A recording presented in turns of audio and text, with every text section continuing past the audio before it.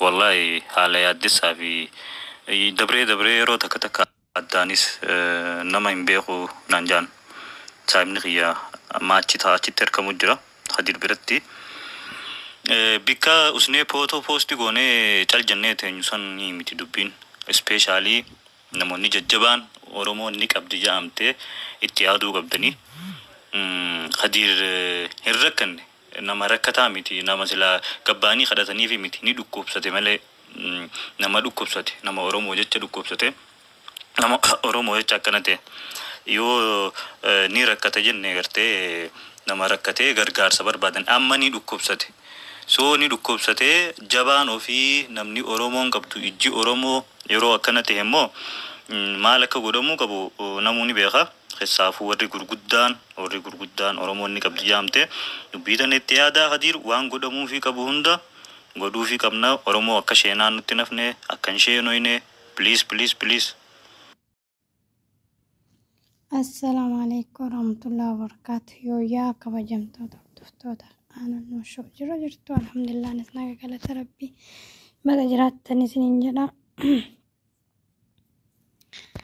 أنا عندما تكيس نور دفتوني كي قالتو مع الفاء سنين جنا هذا ما تدري تكون كبد سنين فيه كوساتشو كدير مرتوتين والكبته نمون هدون فيديو راوجت هرني سورة ليسا بوستي وما منا قلت تنجراني والله لغا دبچو في أن هدو تك نما جالت لكيسا كدير مرتو هدو تك كان جالت والله نما أرمو جيتش سمو في لبين نما أرمو جيتش جرينيو في لبين أنين كوني والله ربي سافيسو ربين تكوچين دندا والله وصدن بكسا سنن إبام والله لازم هدو نمان جالت نمان ديكين كيرا سربا ساكزي أكنا ممتوات إيش سربا نجيفتشو إيزي خنامتي يروبي يجلو سنبايا سربا سانان جالت والله كديرين بايا تكن جالت والله إنا ربي سافيسو ودونا دندامي والله يعرف باكي يتحسي إساف إباما يجون سلا نفبان نمني سلا أبا في إبامامي دندا فنغارو ودونا دندامي أميتي يا بابا كي يفلبما إسان دورسا دو دندا دورسا إساني دو فدا يجون انتا وغارو إسا تانسي كدير مرتدي والله يدو تكنا مانديك سيبا سربي في ميتي يعني نمرو جيتش والله ميد أمي توكو اني جيتشون جيتش والله أيو سورة سارغو يدو تكا مبو والله مما قواتشون دندو والله سربي سا كواي هادا فارسو ساني راتي جزي أماتي يدو تسان يدو تكا نجي فتا توري أوسا دبي واي تكا مبوا توري والله لازم sirba isaa ka haadha san halkanii guyyaa dhageeffadha bu'aa mataan kun danda'u kan inni waa'ee haadhaaf faarsu san jechuun haati buddeena haadha namaan taatu ka jedhu san irratti hedduu takkaa yeroo san bu'aa ture sabirii dhabee baay'ee takka sabirii dhabee wallahi innaa kadir martuu wallahi abbaa nama muluuti oromummaayuu isaan irratti barre oromummaattu nu maal akka taate isaan irratti barre jechuudha wallahi nuuf jecha waa meeqa taane nuuf jecha tumamanii hidhamanii wallahi rabbi isaa feesuu namni hundinuu inuma du'a inuma dhibamaa inuma rakkataa inuma argataa namni dhibamee fi miti kan du'u ala kulli haali deemne hagamoo yoo jiraanne du'uun kenna hin hafu kadir martuu wallahi an baay'ee takkan jaaladha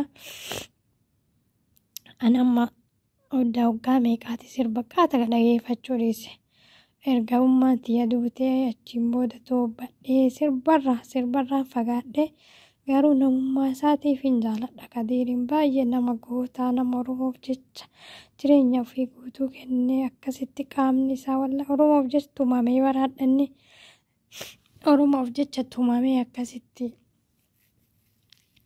hadha rakkoon kun irratti gahee wallahi rabbi isaa fayyisu fayyaa isaa rabbiin haa deebisuu fi hundumti keessanuu bakka jirtan du'aa godhaafi rabbi isaa fayyisu jedhaani wallahi nama oromoof jecha sammuu ofii dhabee jireenya ofii dhabeedha wallahi nuuf jecha tumamee nuuf jecha miidhame wallahi laazim Sim jedhee jiraachuu hin dandeenye. Yaani namni tokko maaltu na galche akka baluuti ittiin jiraadha. Anima jiraami namni wallaahi akka amma namni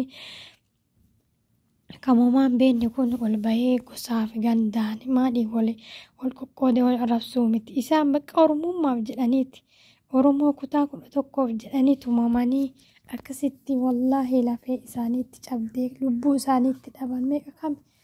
Hadha immoo Kadiir kunoo laale tumaa yeroo sanii irraa kan ka'e gizee wayyaanee san jechuudha. Tumanii baay'ee isaa waan miidhameef amma laa dhukkubbii santu itti ka'e jechuudha.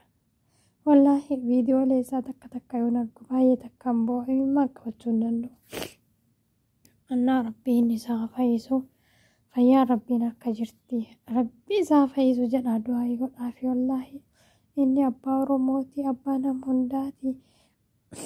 Ganda tokkoof hin qabsoofne Oromoo guutuudhaaf qabsaa'ee waan ta'eef rabbiin isaa fayyisu wallaahi rabbiin isaa fayyisu du'aa godhaafi. Rabbiin dhibee isaa kana odoo dandeenye uummanni Oromoo irraa fuunee dhibamuuf hin dandeenye. Garuu hin dandeenyu kaa.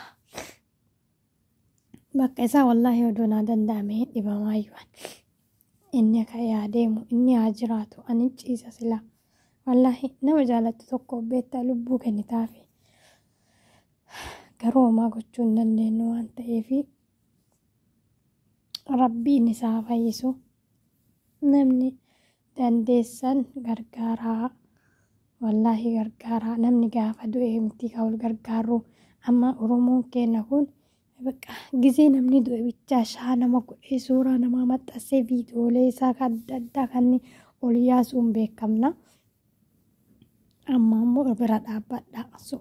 Yaani afaan qofaanii miti bira dhaabbadha. Inni abbaa keenyaa inni nuuf jecha qabsaa'ee suuraa isaa fuudhanii maxxansanii rabbi isaa fayyisuu qofaa miti.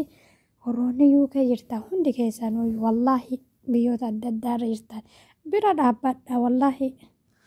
Qaraayyuu isinuma kan uummata Oromoo rakkate hunda gargaaru. Kadiiriin illee gargaaraa haga jiru gaafa inni du'e siidaa dhaabna jettanii muka walitti guururra dhakaa walitti guururra haga inni jiru kana yaalaati. Bakka maal godharree gaafa du'e azala namni hundinuu hin du'a. Wallaahi namni hundinuu hin du'a. Namni addunyaa kanarraa hafu tokko illee hin jiru jechuudha. Inna ganni lubbuu hin jiru yaaladha Oromoo Kadiirii yaaladha. Mee suuraa isaa kaadha poostii godhan tokko laala wallaahi viidiyoo amma abdee shoon gadhiise tokko falaalee wallaahi hedduu takkaan boo'ee beektaa of hin beeku namaayyuu hin beeku gisee takka. Wallaahi rabbi isaa fayyisuuf fayyaan rabbiin harka jirti Oromootiyyaa. Hanqa jiru walaa gargaaruu hanga jiru walaa jaalannu gaafa namni du'e wayii fi maarree waa inni dalagaa ture gayyaasanii poostii godhuun kun maali faayidaa takka illee hin qabu. Hanga jiru wal gargaaruu qabna hanga jiru wal jaalachuu qabna. Innaa Kadiiriin bira haa dhaabbannuu isiniin jedha obboleeyyan kiyya. Rabbi isaa fayyisuu du'aa godhaafi gargaarsaa. Akka inni baanuu wallaahi fayyamaan barbaadu jedhee beektanii fayyamaayyuu hin barbaadu jedhe. Wallaahi subhaanallah. Rabbi isaa fayyisuu rabbiin isarraa kaasu wallaahi fayyaa isaa duraa sanitti isaa deebisu. Nama Oromoof miidhame nama Oromoof jecha akkasitti caccabe wallaahi odoo bilisummaa hawwisan odoo hin argine kalaas akkanatti dhibamaara jechuudha. Garuu dhibamaniifis waan ta'anii rabbiin aafiyaa isaa kennuufi wallaahi laazim rabbiin danda'aadha aafiyaa isaa deebisuufi wallaahi baay'ee takka nama garaa nama nyaata. Ala kulli haalii wanni godhan jiru wanni samirraa dhuftee lafa naqattu qayyaansanii hanga dandeetta yaalaati rabbii taanii rabbii harka jirti wanti hundinuu.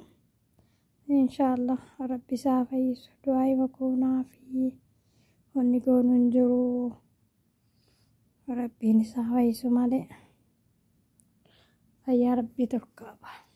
Akkasii obboleeyyan tiyya bakka jirtanii du'aa godhaafi inni nama hundaaf qabsaa'e gandaaf hin qabsoofne haadhaaf abbaa isaatiif hin qabsoofne hundaafuu qabsaa'e hundumaaf Oromoo hundaaf inni akkasitti qabsaa'e. Nama Oromoof jecha dhabee wallaahi nama Oromoof jecha jibbame nama Oromoof jecha akkasitti uumamee miidhame waan ta'eef sammuutti dhabe wallaahi sammuutti dhabe Kadiir sammummaa isaatu sirrii hin jiru. Inni obboleeyyan kiyya wallaahi du'aa godhaafi rabbi isaa fayyisu rabbi naafiyaa isaatti isaa deebisu jedhaatee du'aa godhaafi bakka jirtanitti warri hunda qabdan warri biyyoota san gargara keessa jirtan gargaaraa isiniin jenna wallaahi maal gochuu dandeenya miti du'aa goonaaf inshaallah. Warri gargaaruu hin dandeenye du'aa goonaafi warri humnaan gargaaruu danda'u haa gargaaru. Warri dadhabdanii aafiyaa rabbi siyaa deebisu jedhaa du'aa godhaafi Kadiir martuutii fi rabbii hamtuu isaan hin dhageessisi fayyaa isaatti isaa deebisu.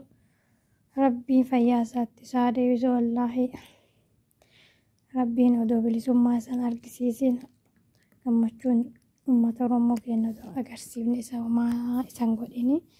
Akkasiniin jedha obboleeyyan tiyya viidiyoo uumanatti dhagahame anis maaf hin dabarfadhu kan jedhudha irraa dubbadhe akkas maal godhadhe akkuma qabnu maa humna qabaannee wayii isaan gargaaru waan nutti dhagahame nullee sagalee taanaa fi akkasii obboleeyyan tiyya du'aa godhaaf isiniin jedha. Assalaamu alaikum warahmatullaahi wabarakaatuh.